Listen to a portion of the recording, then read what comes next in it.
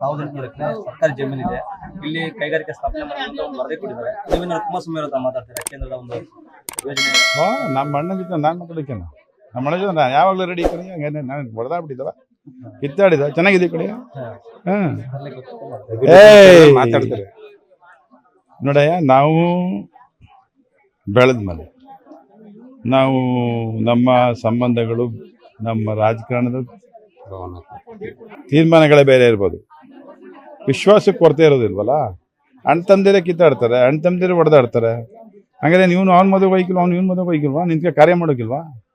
ಹಂಗೆ ನಾವು ಕಣಯ್ಯ 1,000 ಎಕರೆ ಸರ್ಕಾರಿ ಜಮೀನಿದೆ.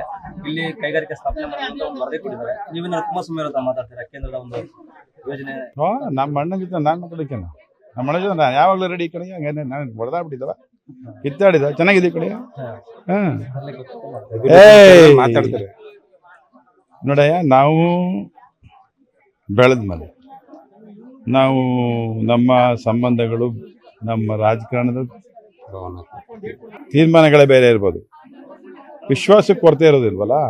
ಅಣ್ಣ ತಮ್ಮದಿರೇ ಕಿತ್ತಾಡ್ತಾರೆ, ಅಣ್ಣ ತಮ್ಮದಿರೇ ಹೊಡೆದಾಡ್ತಾರೆ. ಹಂಗಾರೆ ನೀವು ಅವ್ನ ಮದುವೆ ಹೋಯ್ಕಿಲ್ವ, ಅವ್ನು ಇವ್ನ ಮದುವೆ ಹೋಯ್ಕಿಲ್ವಾ, ನಿಂತ್ಕೆ ಕಾರ್ಯ ಮಾಡೋಕಿಲ್ವಾ? ಹಂಗೆ ನಾವು ಕಣಯ್ಯ 1,000 ಎಕರೆ ಸರ್ಕಾರಿ ಜಮೀನಿದೆ.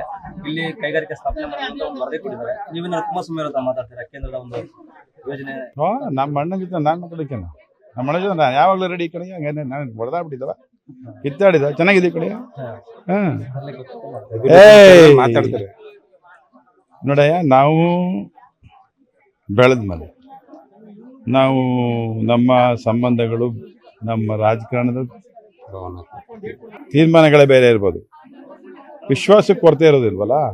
ಅಣ್ಣ ತಮ್ಮದಿರೇ ಕಿತ್ತಾಡ್ತಾರೆ, ಅಣ್ಣ ತಮ್ಮದಿರೇ ಹೊಡೆದಾಡ್ತಾರೆ.